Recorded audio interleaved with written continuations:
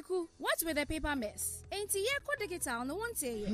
Araba, this is our CV, so I have to replace my staff and also hire additional 3 because I'm expanding. In this era, when Jobberman is here, Jobberman will give you access to high-quality candidates quickly. Jobberman helped us recruit our CFO and other 5 roles. It was a smooth and fast process. Jobberman provides you with cost-effective ways to filter and recruit high-quality candidates quickly. Jobberman is a fully fledged career development and recruitment services company offering digital and hybrid recruitment, outsourcing, training, and career development support. Call us on 0542 904 650 or visit our website www.jobberman.com.gh for all your HR needs. Kweku, what's with the paper mess? Ain't ye digital no one say. Araba, this is our CV, so I have to replace my staff and also hire additional 3 because I'm expanding. In this era, when Jobberman is here, Jobberman will give you access to high-quality candidates quickly. Jobberman helped us recruit our CFO and other 5 roles. It was a smooth and fast process. Jobberman provides you with cost-effective ways to filter and recruit high-quality candidates quickly. Jobberman is a fully fledged career development and recruitment services company offering digital and hybrid recruitment, outsourcing, training, and career development support. Call us on 0542 904 650 or visit our website www.jobberman.com.gh for all your HR needs. Kweku, what's with the paper mess? Ain't ye digital no one say.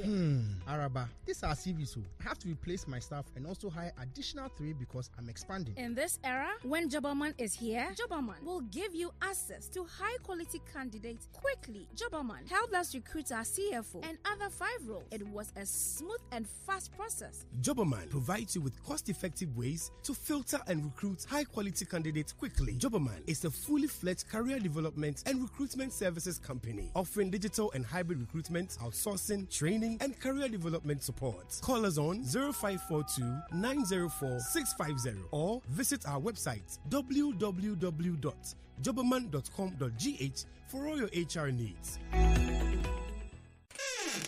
Kweku, what's with the paper mess? Ain't ye digital no one say. Araba, this is our CV, so I have to replace my staff and also hire additional 3 because I'm expanding. In this era, when Jobberman is here, Jobberman will give you access to high-quality candidates quickly. Jobberman helped us recruit our CFO and other 5 roles. It was a smooth and fast process. Jobberman provides you with cost-effective ways to filter and recruit high-quality candidates quickly. Jobberman is a fully fledged career development and recruitment services company offering digital and hybrid recruitment, outsourcing, training, and career development support. Call us on 0542 904 650 or visit our website www.jobberman.com.gh for all your HR needs.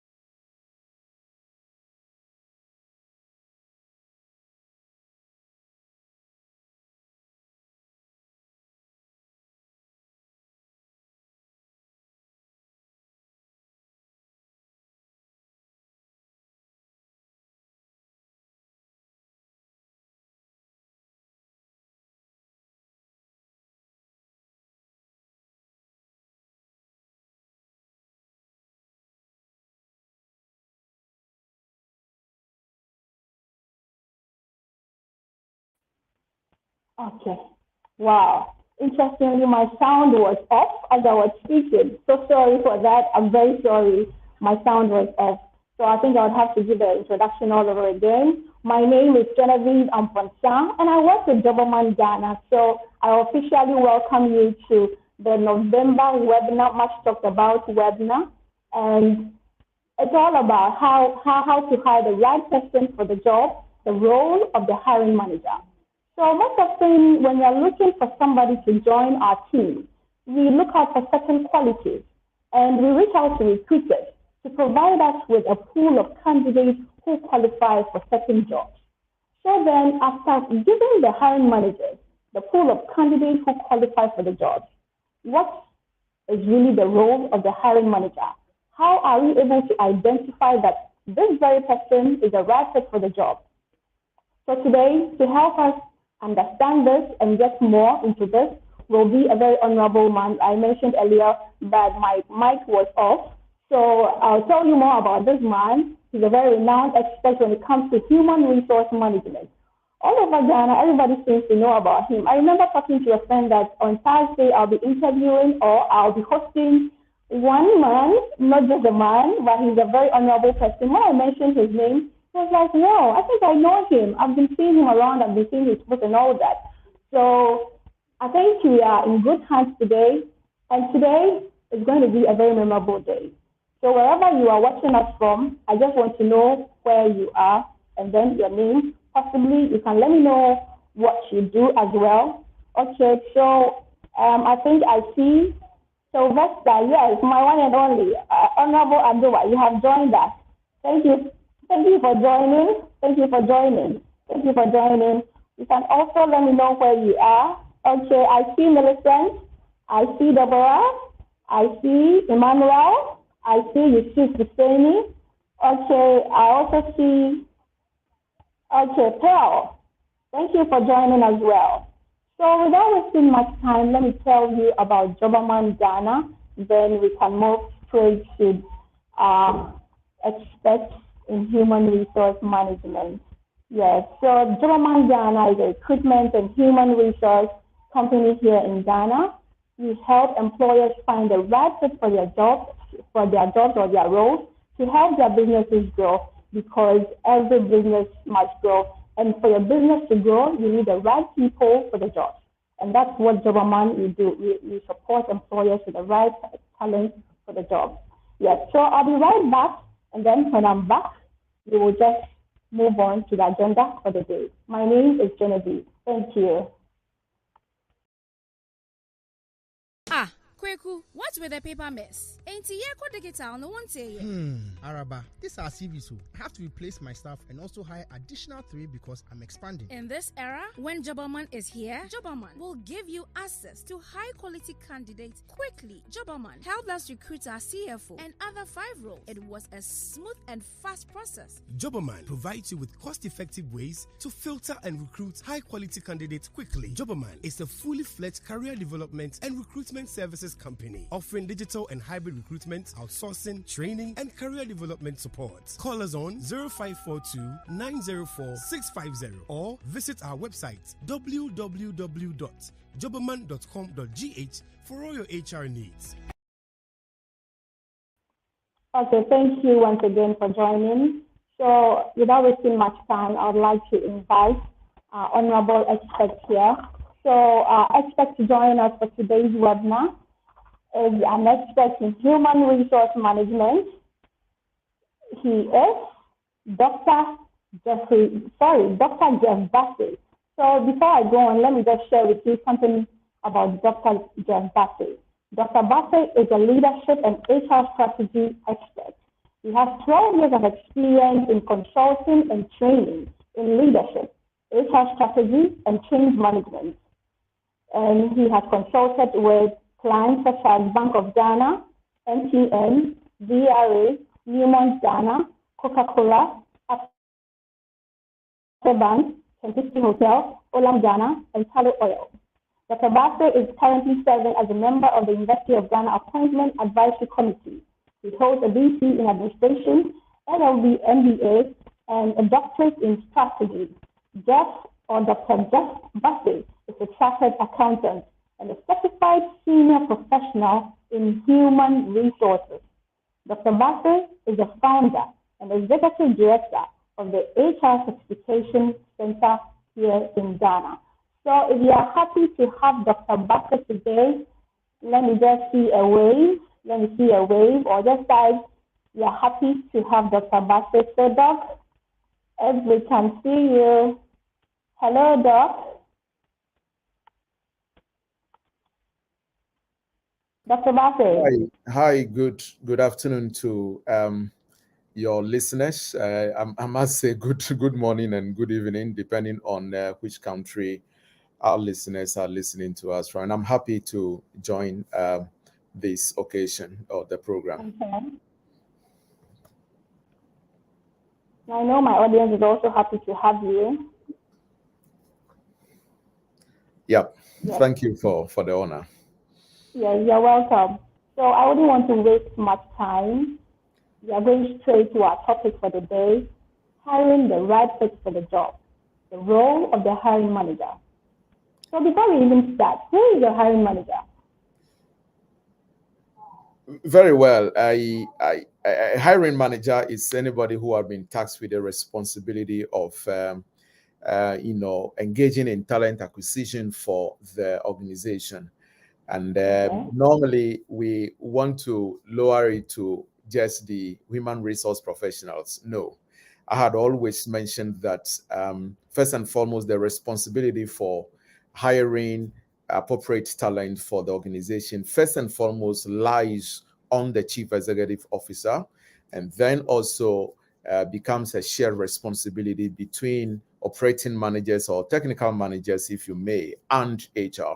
HR may guide the process. The hiring officer may guide the process and make sure that it is rooted within the remits of policy and by extension law. But technical managers fundamentally are the guys who hire because they are better placed to determine who is able to do the work. And so it's a shared responsibility from the CEO, and then it trickles down or cascades down to the technical manager, and for that matter, the recruitment officer, who is usually an HR specialist who guides the process to be sure that we get a right person in the right role for the organization. Okay, thank you very much, Doc. So I think mine will end here, and I'll let you take over from here. Thank you very much. Right. Okay. Am I imagining that I am allowed to do my projection now? Can I project the slides, please? Yes, you can do that. Right. Okay.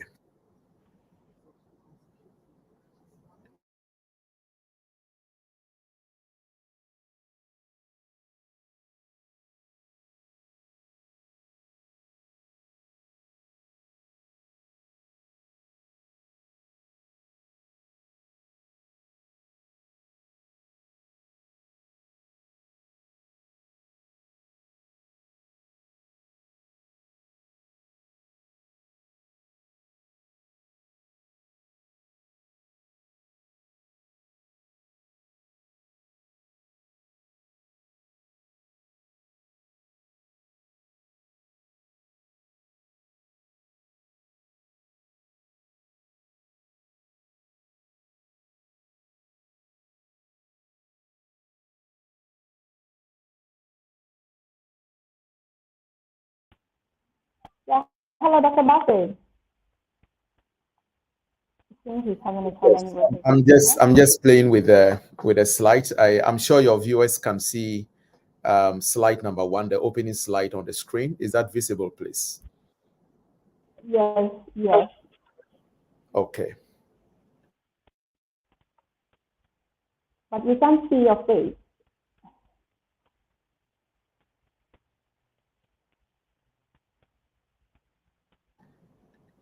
Genevieve, I'm right here.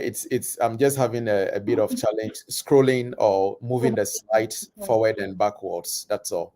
If you, as you earlier on advised me, if you want to take over the scrolling of the slides, I am fine, because I'm unable to move it forward and backwards from my end.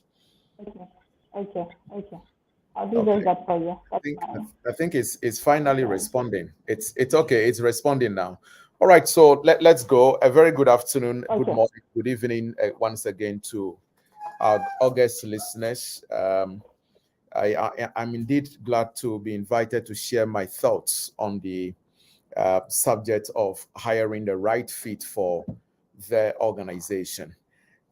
Indeed, the question of or business of hiring the right persons for an organization is very much an important a subject area. But my observation and bit of experience I've had here and there indicates that too many of us spend just about 10% of our hiring attention on actually recruiting guys into the organization, just 10%. And guess what? We spend the rest 90% of the time correcting mistakes we possibly commit just because we are unable to keep the gate correctly or by allowing the wrong person to come into the organization. Now, this is what I normally would say as an introductory statement to any hiring workshop I had to address. A bad hiring decision can mess up a good business strategy. A bad hiring decision, getting the wrong person in the organization, can be extremely costly to the business because even if the person gets to stay, it takes much longer a time to achieve high level productivity. And some of the time it would only mean that you would have to be constantly monitoring. I had always believed that the business of hiring is get the most smart guy into the organization, empower him or her, give them the room to operate, and then you can be guaranteed of productivity. But when we hire people and all the time have to still tell them what to do for the organization, I believe that we would not have been achieving the best. Now, in the unlikely event that the person doesn't even fit and eventually you have to remove the person, you would have to go through the whole exercise of recruitment and selection all over again, which means that productivity would have fallen because people rise to the level of tacit knowledge, that unexplainable experience they are supposed to be acquiring on the job, only to start all over. And your cost per hire is going to rise, your time to fill is going to rise. Now, all of these key indicators that we use in measuring whether the right person had come into the business or not. And so the goal is that we would spend much of the time making sure we bring in the right person and spend less of the time supervising their works on the job. In my very candid opinion, running an organization involves just two major areas. Running an organization involves just two areas. One is leading people. The second is managing systems. Leading people, managing systems. And more often than not, when the people bit is not right, then you would realize that the systems do not get or do not fall in place. So I could also say that if you get a people bit right, the system bit take care of themselves naturally. Now, no organization outgrows the collective knowledge and experiences of the people who run the organization. So we can say that the organization's level of success is but commensurate with the knowledge and experiences of the people who run the organization. So that if the people who come into the business are not the right fit for the right jobs, chances are that that organization stagnates and hardly will grow. Now, I am not here to probably just talk about get people who are good for everything in the organization. No. And so I would very much liken the recruitment, managers work to a football coach in trying to, staff the team for that club or for, the football team. You want to be sure that you have not just a good footballer, but you have a good striker. You are sure that you are not just looking for a good footballer, but a good midfielder, maybe a good defender, a good goalkeeper. I'm not a very good football fan, but those who understand football very well tell us that even in striking, there are areas of expertise. There are people who are that good at striking with the left foot, and there are others who are that good at striking with the right foot. My love for management and human resource development got me a bit closer to studying and understanding football, and coming across the likes of David Beckham. I'm told how much David Beckham is a key expert when it comes to taking a free kick. So he's not just, a striker, but he has built that sharp and expertise at taking a free kick. All in all, the football coach is looking for one who is a good footballer, meaning that you are good for the team. But number two, you are also fit for the role. And so those are the two areas we're going to be dwelling on. One is fitness for the role. The second one is that you are also fit for the entire organization. Now, Henry Ford said, and I quote, which lends credence to my argument of how key people beat is important.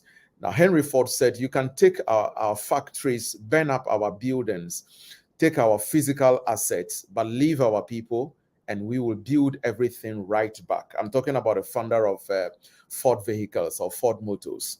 Take our factories, burn up our buildings, take our physical asset, confiscate our bank account if you may.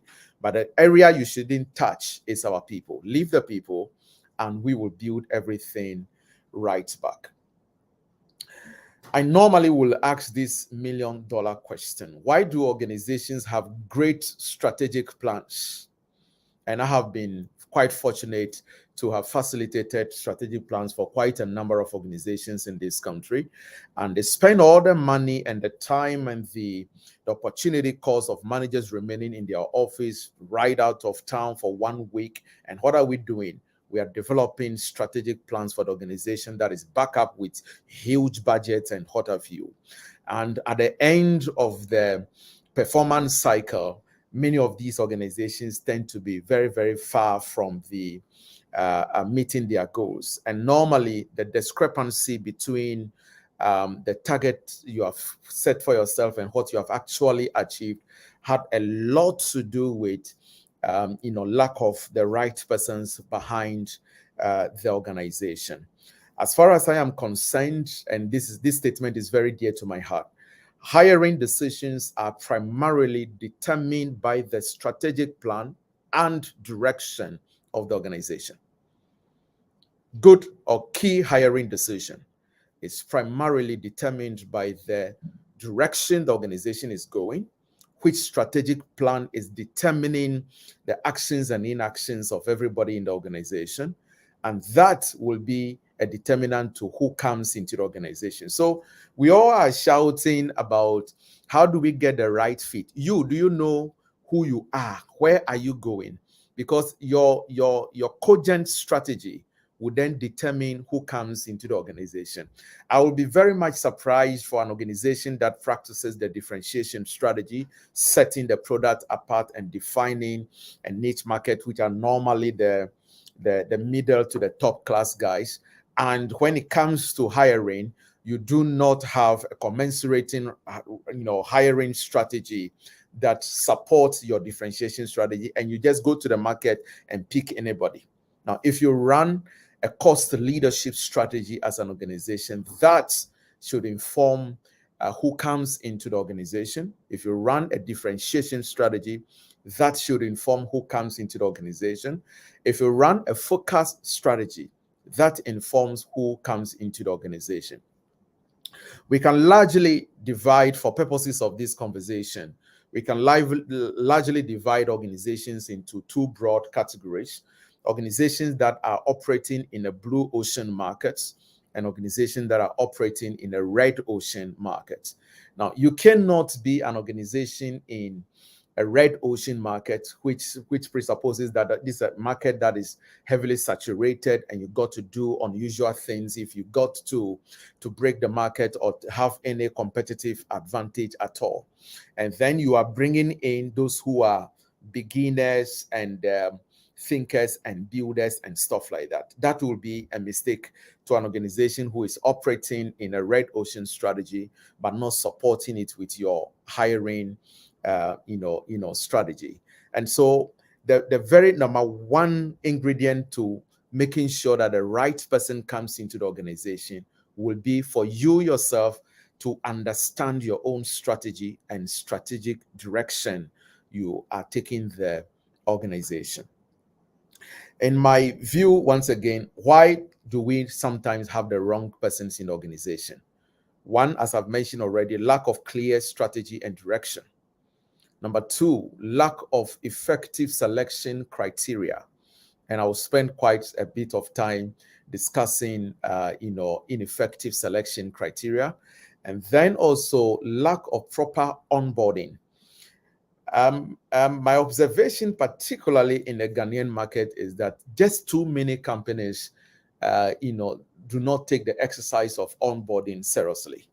I'm talking about when the person comes in, you want to imbibe the values of the organization into the person. The person goes through learning. And please do not confuse onboarding with orientation. Now, orientation is packing people into a room and speaking English to them for 2 or 3 days or 1 week, depending on the magnitude of the role and the size of the organization. Maybe in 1 week time, you are done with your orientation session. Onboarding is a deliberate extension of the initial process where we tell people about the organization. The onboarding process requires that the person goes through some fundamental learning. The person is under monitoring. The person is under a certain lens to understand how to do this by this period. And HR is coordinating the process from the operating manager and the staff himself. By a certain time, you're supposed to know A, B, C, and D.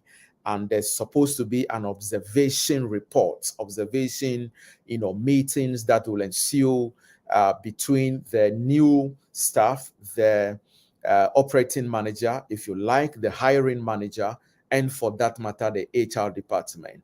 And I normally advise that you tie your onboarding process with the probational period.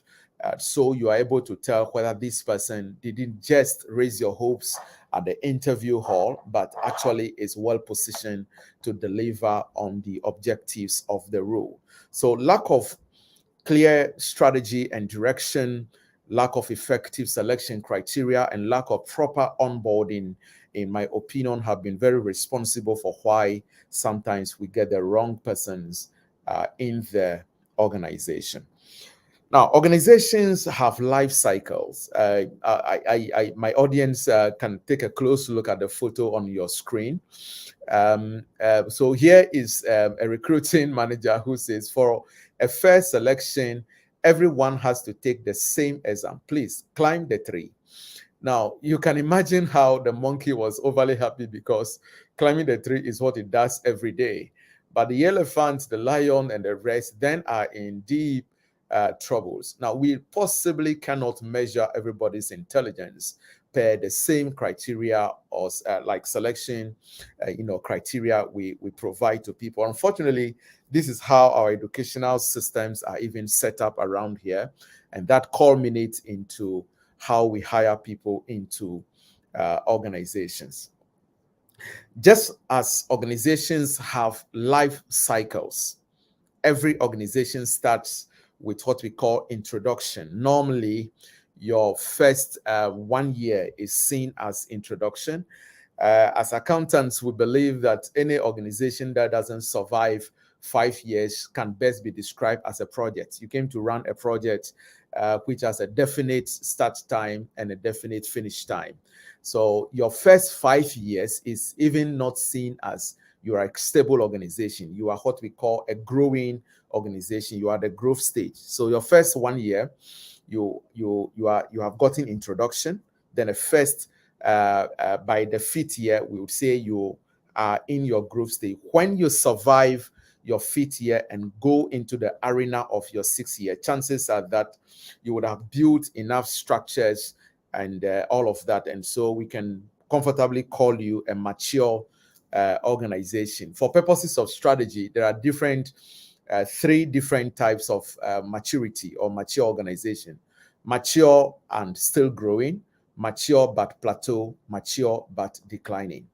Now, at every stage of the organization, there are people who are supposed to be leading or be on the front line of the organization. And I am very, very quick to liken thinkers to the the foundational or the introductory stage. That is where we want to be sure of what the market actually wants, and if we are building product and services that will sit well with the market. Now, I usually would say when the rate of change on the outside exceeds the rate of change on the inside, the end is in sight. If the rate at which customer preferences, technological advancement, state regulation, if you make social cultural changes, exceeds the rate at which the organization is responding, that company is likely to go home. So at the introductory stage, your ability to cogently define a market and also define the route through which you can render service to the organization and who is best placed to do that, you will need a lot of thinkers at the initial stages. And these are people who come up with new ideas, new products, and new ways of thinking about processes, people, and tasks, to the point where, or to the state where you are accepted by the market.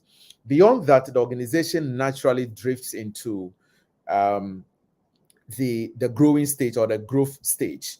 And at the growth stage, quite a very Herculean a level to pass or to go through. And research have indicated how many businesses crumpled at the stage of growth and would have to fold up.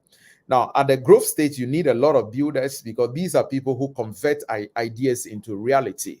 By which time you would have passed your first 1 year, you are in your second to the fifth year. So we need people who are able to easily convert ideas into reality. Typically, these are entrepreneurs. Much as they may operate within a larger spectrum of an organization, they display a lot of entrepreneurial flares.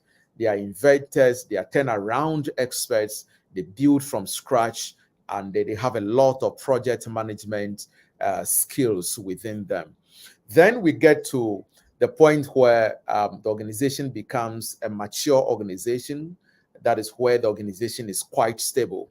And then one of the challenges you have to deal with is bureaucracy when the organization gets to that level. And indeed, a lot of organizations tend to plateau. It's either they start dying, or they are growing, or in sometimes worst case scenarios, they plateau. Nothing seemed to be growing, nothing seemed to be improving. This is how we had always done it. To move the organization beyond that point, and in the words of John Maxwell, we build on success. We don't sleep on success. I have sat in quite a few meetings with MTN, and look at the level of success MTN has seen in terms of market share as far as the mobile telephony market of Ghana is concerned. But every day they meet and they are thinking about how to break their old records, how to improve. So they will ask you, what are we doing today? I mean, doing makes a plan. Doing doesn't stop at done. So even at the point where you think the organization is successful, that is where you need people who are able to improve on the organization. Yes, organizations play between building talent or buying talent. One of the organizations have done quite a number of consulting services for is Barclays Bank Tent ABSA.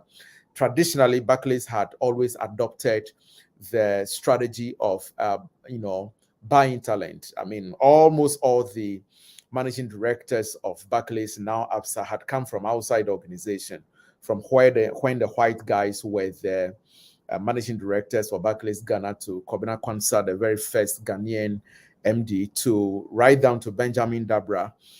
They were all, brought from outside the organization. I think Patience Atiano has been the very first MD that has been internally groomed by the organization. But organization really have a decision to make between your internal recruitment and external recruitment.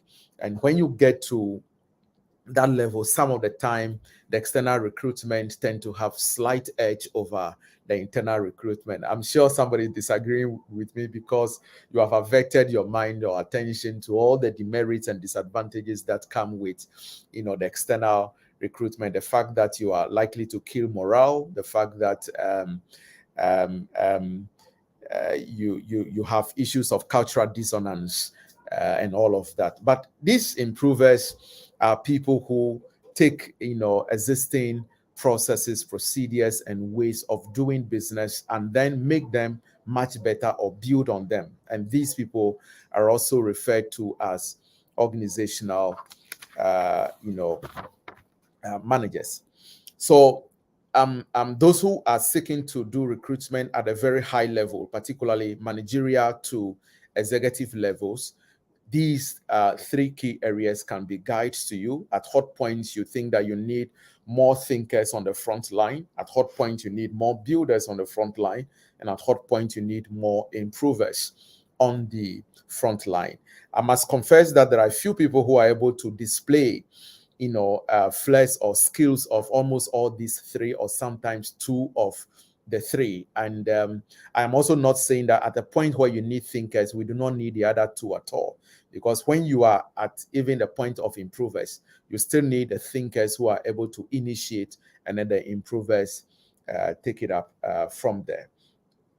Right, so these primarily are the guiding principles. At a very high level, and I don't know how many people might be interested in this part, if you are bringing in executives, chief executives and their direct lieutenants, chief finance officer, chief operations officer, chief strategist, chief HR officer, chief technology officer, chief marketing officer, at that level, organizations also consider what forms the strategy of their growth path. I'm not talking about the entire business strategy, but how do we move the business from one end to the other, expand our market share, making sure that we sometimes even have to recapitalize, and we want to ensure that we increase return on investment and leave much more profit after tax for the organization. At that level, the appointing authorities would have to look at questions of whether customer focus or market growth forms the foundation for who is best fit to lead the organization, whether a chief executive, a chief finance officer, a chief HR officer, a chief marketing strategy. Now, when you are customer focused, and for that matter, you are inundated with questions of market growth, otherwise shareholders don't become happy of you. This strategy focuses on maximizing revenue growth and market share, which requires heavy investment in sales and marketing, in distribution, in channels, and all of that. Now, at that point, you need a lot of experience. I'm going to be addressing the question of experience here, which may interest a lot of much younger people who are listening to me. Otherwise, sometimes companies are inundated with the pressure of their customers to do product innovation. And I can compare Apple and Samsung when it comes to this strategy, product innovation. Every now and then, there are floating customers who have the ability, who are able to afford the product of these two companies. They're looking at which of the two is more innovative in the iPhone or the Samsung Galaxies and all the other families of the Samsung. When you get to the point of product innovation, it informs who comes into the business. And then sometimes it's a question of operational excellence. Now, operational excellence and who comes into the organization are normally concerns of cost leadership strategy companies. When you are a cost leadership strategy company, where you have to reduce total cost of operations and production, which will then mean that you only need a small margin to be able to deliver profit on investment. And so expanding the market base or the customer base to be able to build up a good balance sheet. You need people who understand operational excellence at that material moment. I'm sure by now you are realizing how the hiring decision is not a mean decision to make. Otherwise, you can crash the organization strategy going forward. To some companies, it is about financial, maximization, if they have to survive the market. So all of these play into who comes in at hot time. I'm sure during the Q&A session, your questions will let me into the challenges on your mind, and if I'm able, I would provide answers as much as possible to your questions. So the talent grid is about, one, identify what your talent needs are. And when I talk about talent needs, I'm not just referring to the head counts. I'm also talking about the skill set required to survive there. Now, this is my definition for experience. I've been on quite a number of interview panels where experience have been reduced to duration or number of years. As far as I am concerned, experience have little to do with how long, but has a lot to do with occurrences and reactions to events. Now, let me provide you with an example, quite a weird example, but I pray that it nails it for you. If two couples means 4 human beings, all right?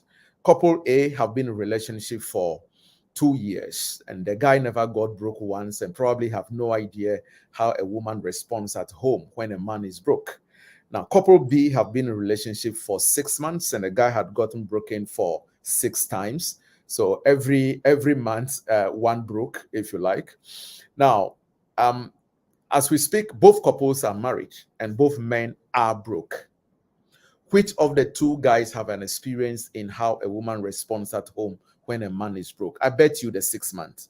Much as the 6 months is way less than the 2 years, there were a lot of things that happened that have built that person's experience much more than the 2 years, which haven't had much more. Yes, I concur that the longer you have been there, the more the chances that things might have happened in the organization. So experience have much more to do with the occurrences and reactions to events, much more than how long you have been there. In any case, experience used to be that much appreciated, that much eulogized, because in those days, things hardly changed. Okay. Now, I say today that it is only in primitive societies that we attribute, wisdom to old age.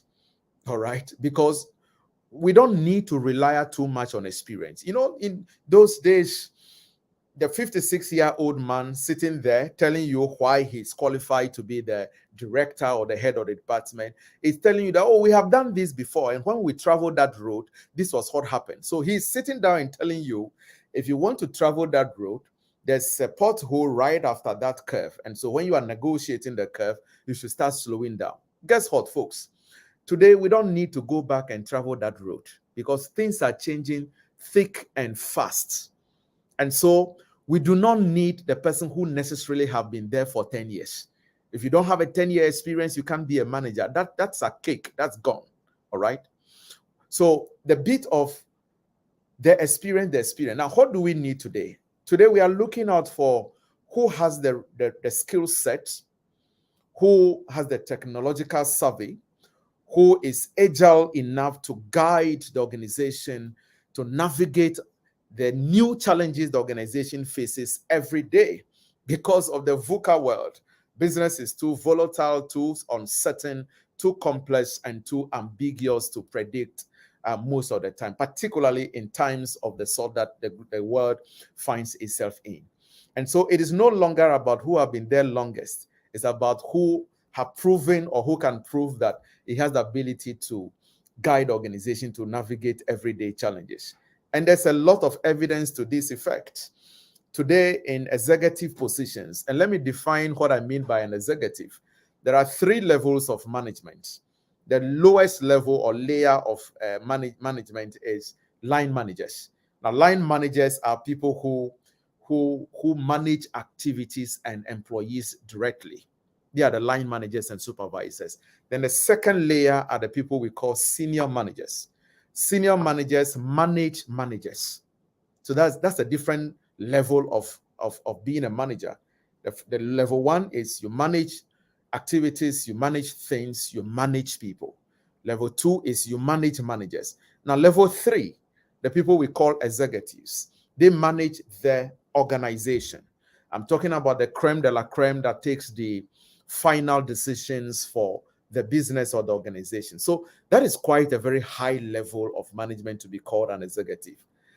My research lately, and not just a research, but I have witnessed myself how much organizations are going for younger and younger and younger executives. Today, the age bracket of an executive is hovering between 34 and 39. 34 and 39. At a point in time, whilst I was consulting for Barclays Bank, the chief executive officer himself, Benjamin Debra, was 36. The chief treasurer, George Asante, was 33 at the time, if my memory serves me right. Adolf Kwega was the director for risk and credits. He was 34. And so all the key roles at the organization were all under 40. Now, how many years experience do you think these guys have had? But they have demonstrated that they have the ability to deliver results on the table. I was with MTN last month, yes, in October.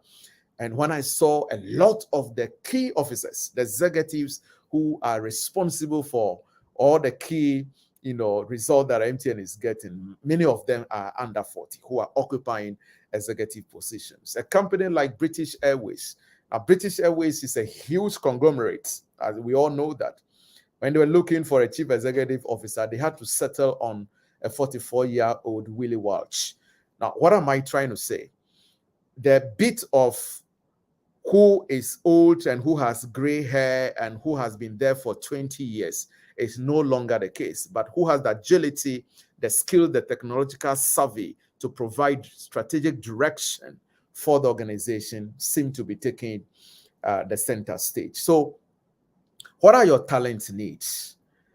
And you are also looking at, when the person comes in, how to build a person, because talent acquisition must always be dovetailed into the larger spectrum of talent management. So you want to identify your gap, and then you develop a recruiting and hiring strategy and how to optimize the guys for performance. Now, I normally capture the diagram on your screen now. As far as I'm concerned, the whole idea of talent management can be encapsulated in the diagram on your screen now.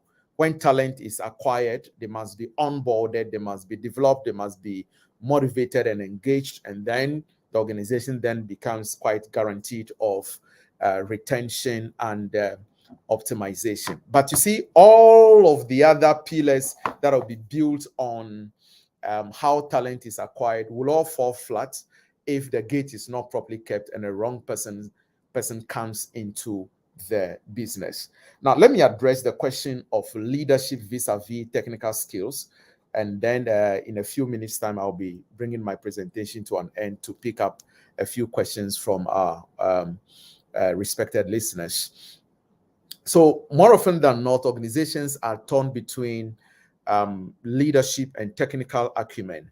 And for those of us who are Ghanaians, or those who live in Ghana now, I think that on the educational front, there is that question of the gentleman who just got appointed as the Director General for the Ghana Education Service, whether he has been an internally groomed person with the technical skills, or that he has leadership and able to provide strategic direction for the organization.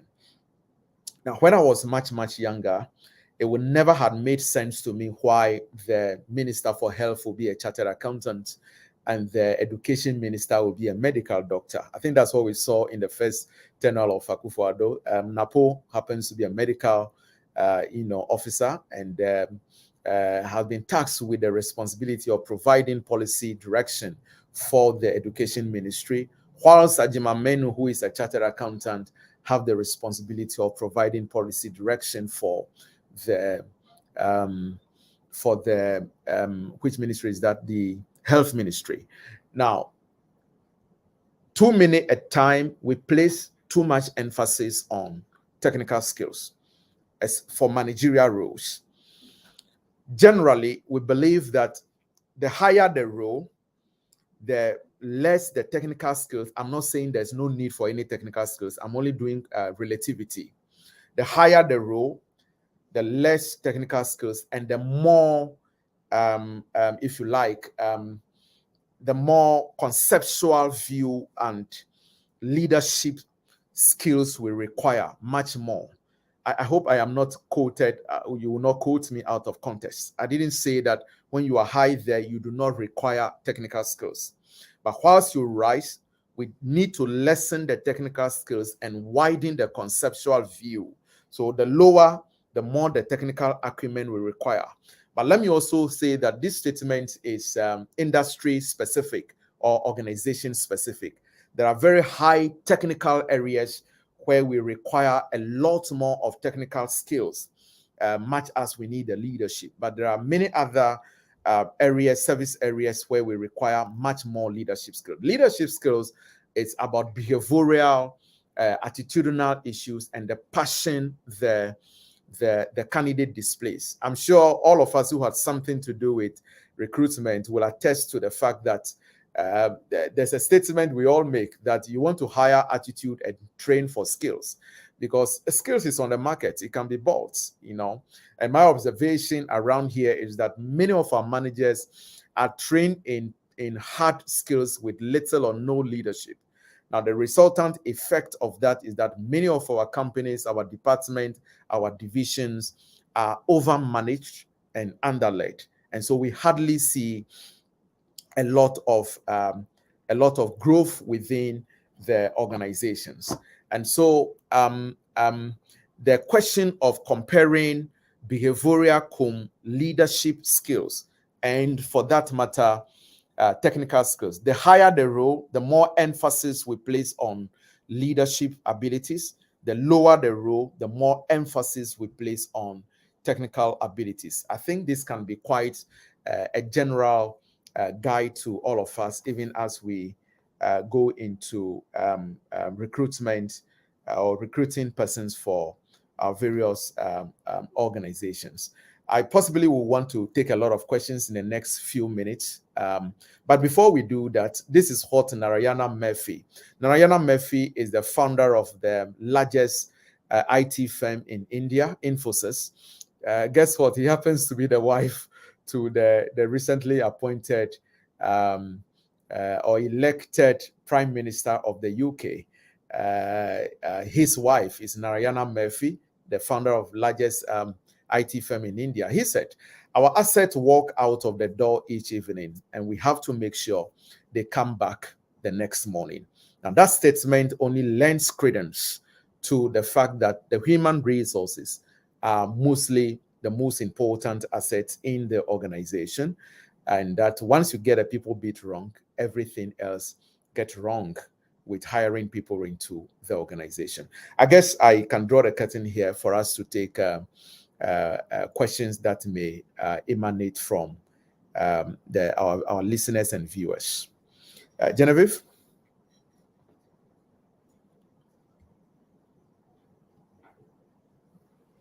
Yeah, hello, Doc. Dr. Jeff Bassey.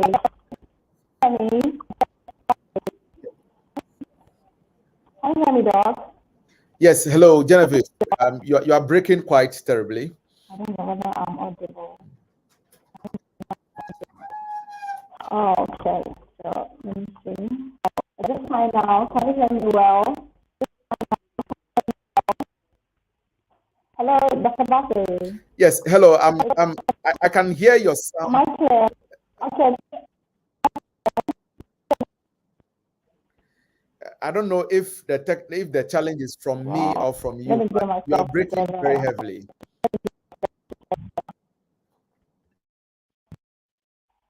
Okay, I think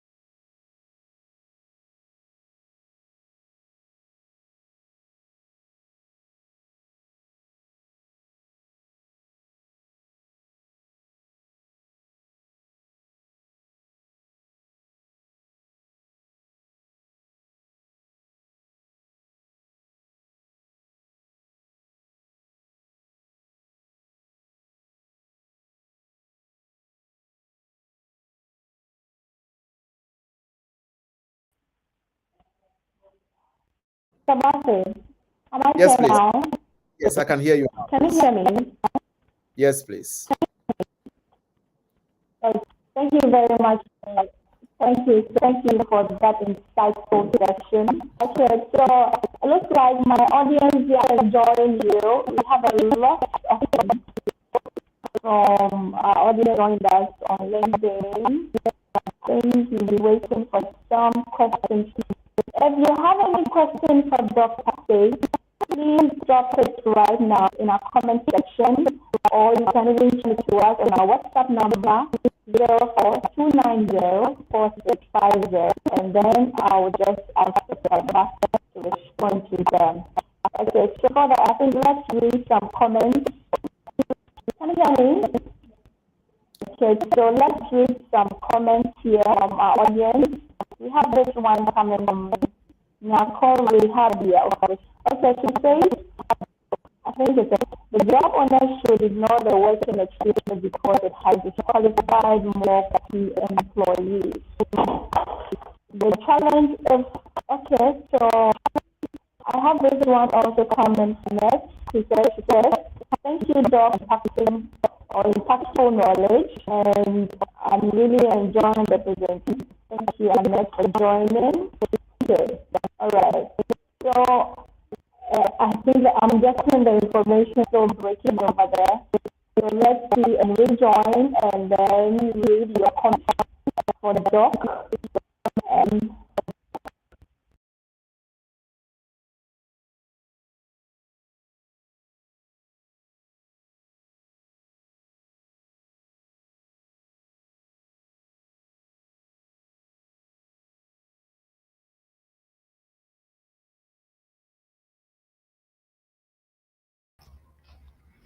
Can you hear me?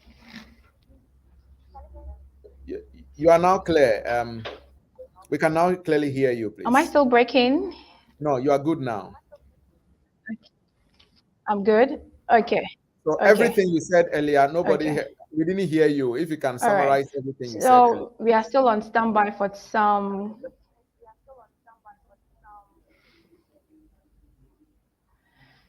I don't know. I think my network is kind of messing me up. So a moment, please. A moment.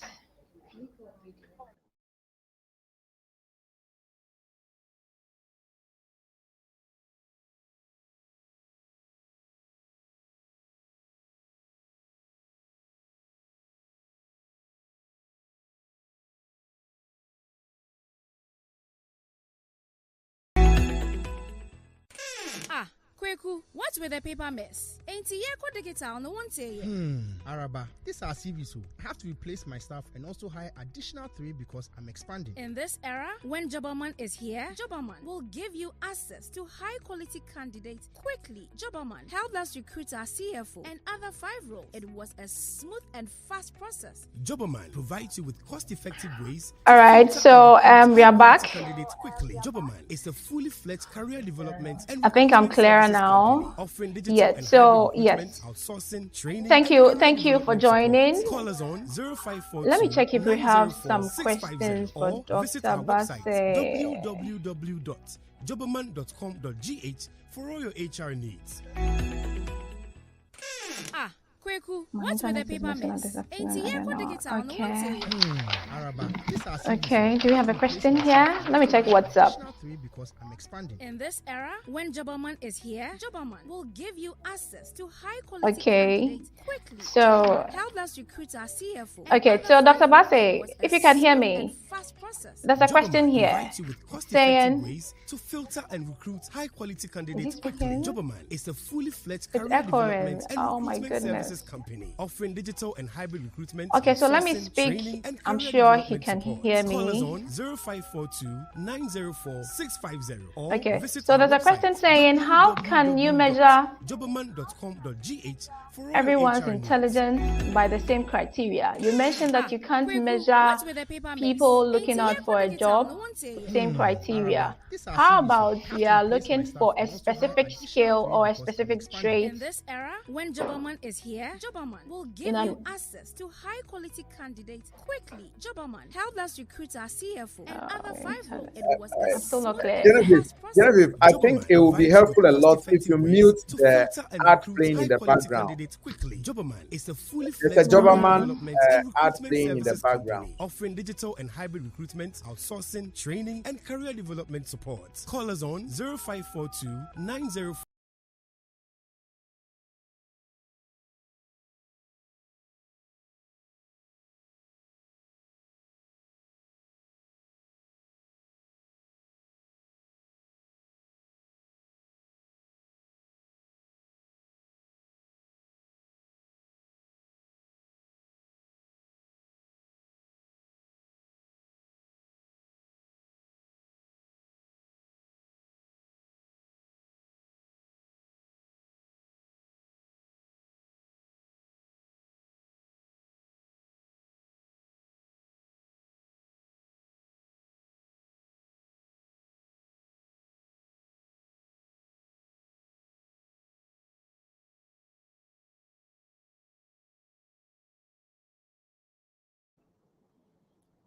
Hi, Genevieve, you are muted. We can't hear you, please. You are muted.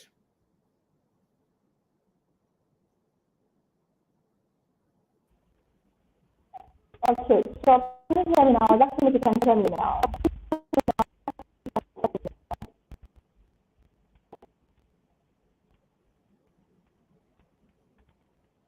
Whoa. Okay, so those I was asking for somebody. Yes. So the person mentioned that you cannot measure everybody using by the same criteria. How if you are looking for someone with a specific role? You have 5 candidates. How do you make a choice out of that?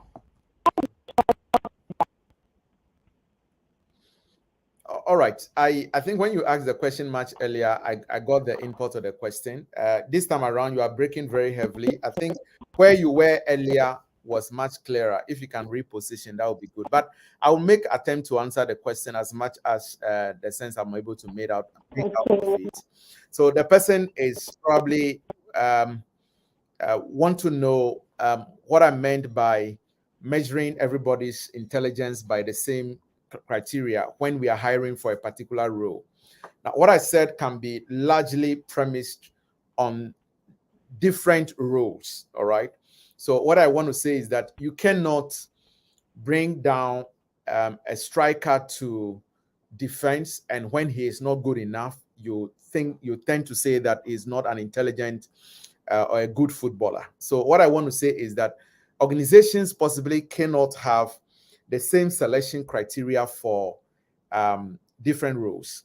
There are roles that require that you are very much on top of your analytical skills, your quantitative techniques, because you have to play with the numbers and the metrics a lot. So much so that if you are not a great communicator, that doesn't become an essential requirement or function of the role. For another role, we need you to be able to communicate much more clearer, or be on top of presentation skills much more than the analysis. So the point I was making when I made that statement is that the role require what skill sets we are measuring. And for that matter, the measuring tools will not be the same. Now, when we are hiring, I wasn't teaching, I was just making a presentation. And so there are a lot of nitty-gritty technical issues I did not, talk about. In any case, we're supposed to do all of these within a scope of 1 hour. Otherwise, in a selection criteria, there is a tool we call validity. Validity is the ability of a measuring system to measure what it is intended to measure. Okay, so if, for instance, you conducted a mathematical test whilst hiring managers into various roles, and those who score higher on that mathematical test didn't necessarily turn out to be the best on the role, what it means is that that mathematical test was not relevant to the selection criteria. It was an invalid test because it had no relationship with the job that is supposed to be done. And so I was playing in between essential functions of a job and non-essential functions of the job. and what we require to measure a particular officer as against what is required to measure another officer, because we are hiring to fit the role amidst the fact that we also want to deal with psychological, cultural dissonance and all the likes, because the person had to also be good for the organization. You can come with your second question, Genevieve. So that's well understood. So the second one is about cultural fit. Somebody's asking, people who have the right skills and don't have very great soft skills. So if the person is qualified when it comes to having the soft skills, but has kind of attitudinal problem, how would you value that when you are taking for the job? Because you have somebody with a right, yet has attitudinal challenges. How do we deal with that? Because although I'm looking for people with the right skills, with the technical skills, if you have certain soft skills, it will be very difficult to take you out of the lot. How do we deal with that one? Genevieve, you really have to forgive me. I didn't hear anything you said. We're breaking terribly. No, we can't hear you. Okay. It's difficult to make sense out of anything you're saying. Okay. I think it's so unfortunate that this is we may have to bring out to an end since we cannot hear me. I'm trying to. So, can you hear me? Okay. Yes, you're okay now. Is this clear? Yes, if you can stay there, whatever you've done now, please leave it that way. Let's go. Okay, so let's stay with this one. Right. Thank you. So we were asking another question. We've talked about technical skills, and then you even mentioned that when we are looking for people to fill executive roles, we don't really look at the technical skills, but you look out, I think I wrote it down, you look more for attitude, and then,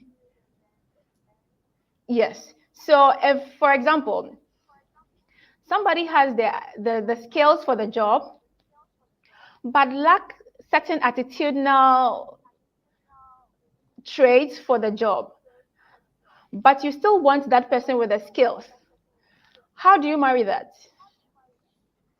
Well, skill is much more easier to find than behavioral and attitudinal issues. You see, Genevieve, attitudinal issues fit into organizational culture. And I always say that culture will have strategy for lunch any day. So that if you have a powerful structure, a powerful strategy, but it's not congruent with your culture, or there's no synchronicity between your culture and your strategy, chances are that the strategy will not see the light of day. And so if you have a person with technical skills and the person doesn't seem to have a good attitude, I want to believe that our listeners are not reducing attitude to how a person frowns face and stuff like that. No, I'm talking about the attitude of getting things done, the attitude of exhausting all options to get results on the table, your outlook, the attitude of focusing on your reactions rather than occurrences. Those are the things I'm talking about that move people to get results delivered on the table, right? Now, if a person doesn't have these, but shows or there's an indication that a person can learn, or the culture of the organization as the person is coming in can infect the person. I was in a discussion with some senior officers with EcoBank the last time, and they will tell you, when you come into EcoBank, within 2 weeks, you will know by yourself whether you belong here or not. And there actually are people who probably will come in with not the right attitude that aligns, but in no time they are able to quickly fit in. So if the person have a teachable spirit, you might want to go with it. But if the person demonstrates to you that I have the technical acumen, but the leadership, the attitude, the behavioral issues, are not there and I'm not ready to be bent or to go around it, it's a recipe for underperformance, recipe for disaster, and it will be too dangerous for the organization to go ahead and engage that person who comes with a lot of excess baggage, and if you are not careful, may even infect others around him, which eventually undermines your progress as a company.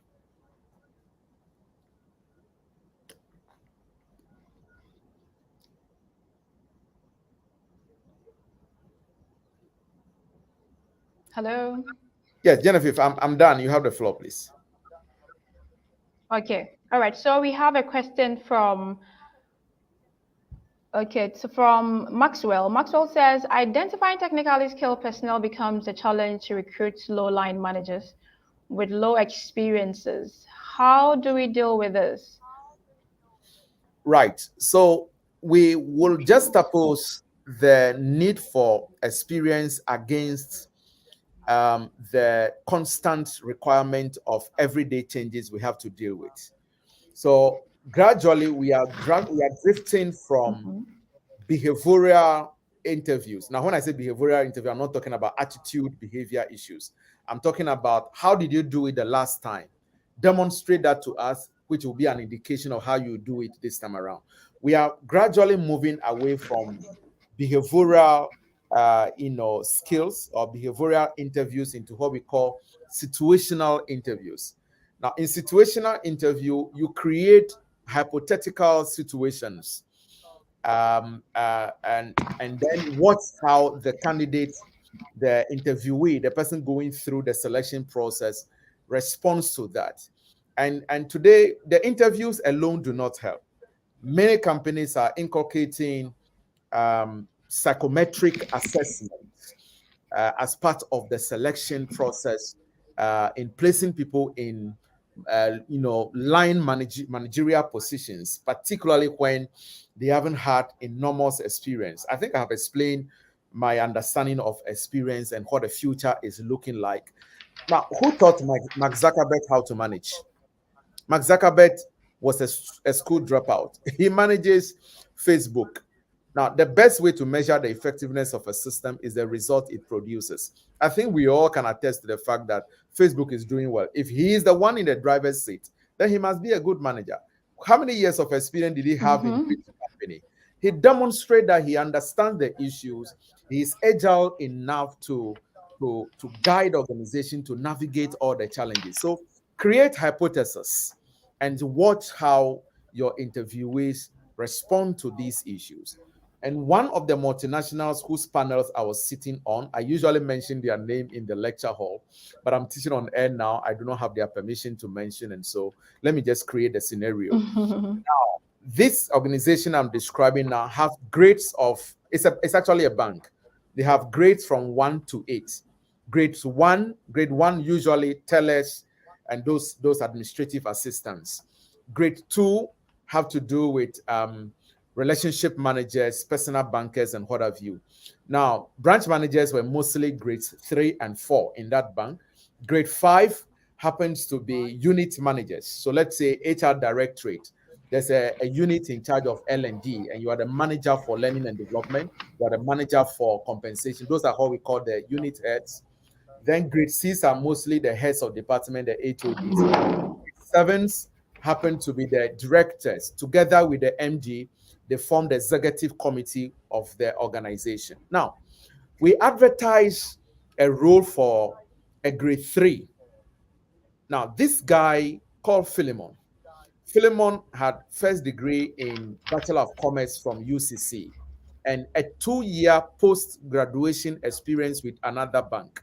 We were even not sure if he would even fit a grade 3 role. He came to the interview hall to probably demonstrate to us how much he understands the issues. And by the time we were done with the interview, the chairman of the panel convinced us that we would be wasting the gentleman if we kept him at grade 3. And so right there at the interview, a suggestion of a grade 5 was made to him. And guess what? He accepted it and came in and delivered the role, okay? That might be one out of many cases, but that is a perfect example to the fact that it is not always the person who have been there for 8 years. Having sat on a few panels, I had insisted and convinced my colleagues when we put out 6-year experience. And if somebody comes with 4 year, with 3 year, and I convinced them why we should talk to the guy.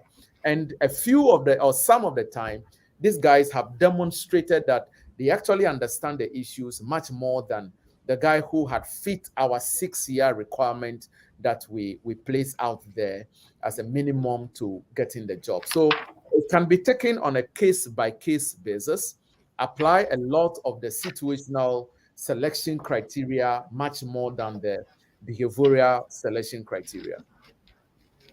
Okay, thank you very much, Doctor. Okay, so I think we don't have any more questions and our time is almost up. I would like to say a very big thank you to you. That was very insightful. And I know my audience are very happy for the knowledge you shared with us this afternoon. And I hope we'll have you again for some more. So on behalf of my team and myself, I would like to say thank you, Dr. Jeff Bassey, for joining us. And whoever joined us on LinkedIn and on YouTube, we are grateful for spending some time with us. So Dr. Jeff Bassey, as I mentioned earlier, is the Executive Director and Founder for the HR Certification Center here in Ghana. Thank you, Genevieve. Thank you, everyone, for joining. It's a pleasure having me. I am grateful for the opportunity to share my thoughts. And thank you to Ademola Adetunji. I pray I'm able to mention your name quite well for the kind words. I wish you well on your career journey as well. And thank you to everyone who made time to join us this afternoon. Enjoy the rest of your day. Thank you, Doc. Thank you, everyone. Okay. So thank you, everyone, for joining once again. We have another webinar coming up in the very first week of December. This one will be designed for job seekers, people looking for jobs. Yeah, so if you're looking for a job, you know Jobberman is the right place to go.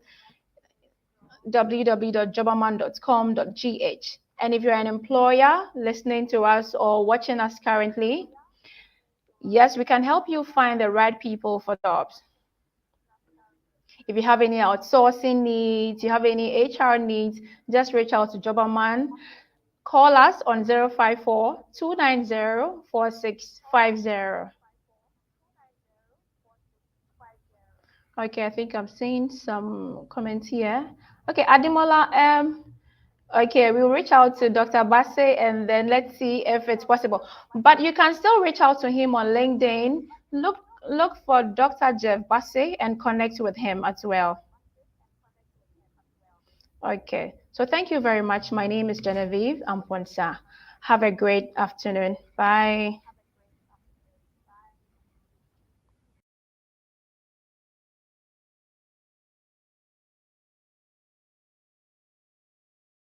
For 650 or visit our website www.jobberman.com.gh for all your HR needs. Kweku, what's with the paper mess? Ain't here digital no one say. Araba, this is our CV, so I have to replace my staff and also hire additional 3 because I'm expanding. In this era, when Jobberman is here, Jobberman will give you access to high-quality candidates quickly. Jobberman helped us recruit our CFO and other 5 roles. It was a smooth and fast process. Jobberman provides you with cost-effective ways to filter and recruit high-quality candidates quickly. Jobberman is a fully fledged career development. 50 reasons why employers use Jobberman. Reason number 2, they do it all for you. Jobberman handles my full recruitment process for me, so if I do not have the time or the HR capacity to handle my recruitment, I can still get the best and brightest candidates for my organization. They do the advertising, shortlisting, and screening for me, and all I have to do is hire the right fit. And that's why thousands of employers choose Jobberman.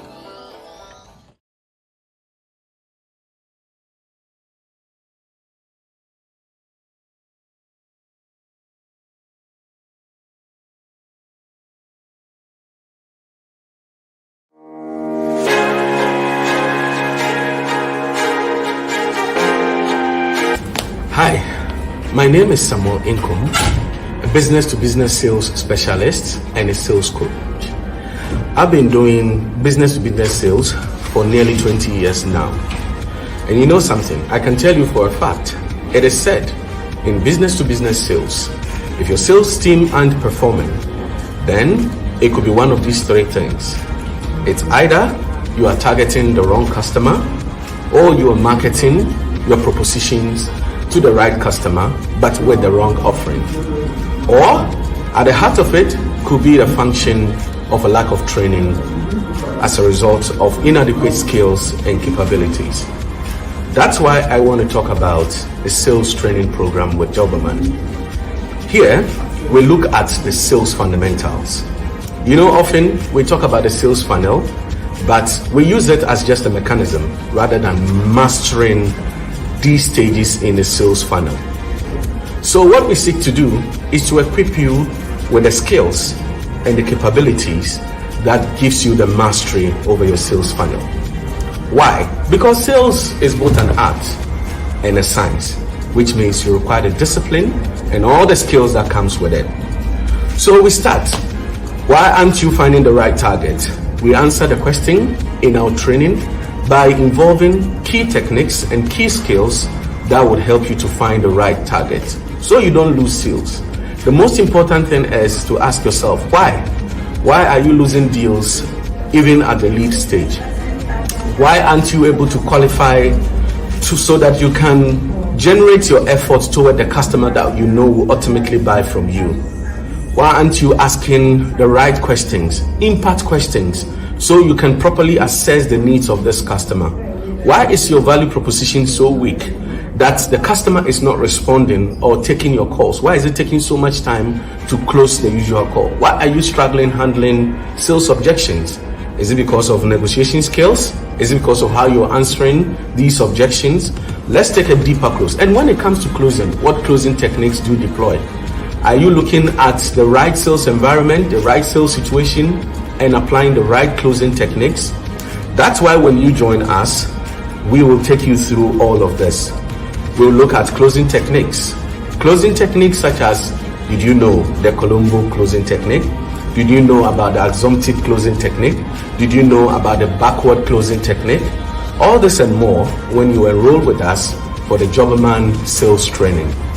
See you.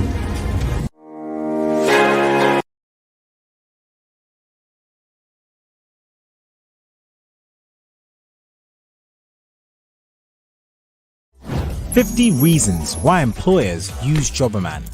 Reason number 2, they do it all for you. Jobberman handles my full recruitment process for me, so if I do not have the time or the HR capacity to handle my recruitment, I can still get the best and brightest candidates for my organization. They do the advertising, shortlisting, and screening for me, and all I have to do is hire the right fit. And that's why thousands of employers choose Jobberman.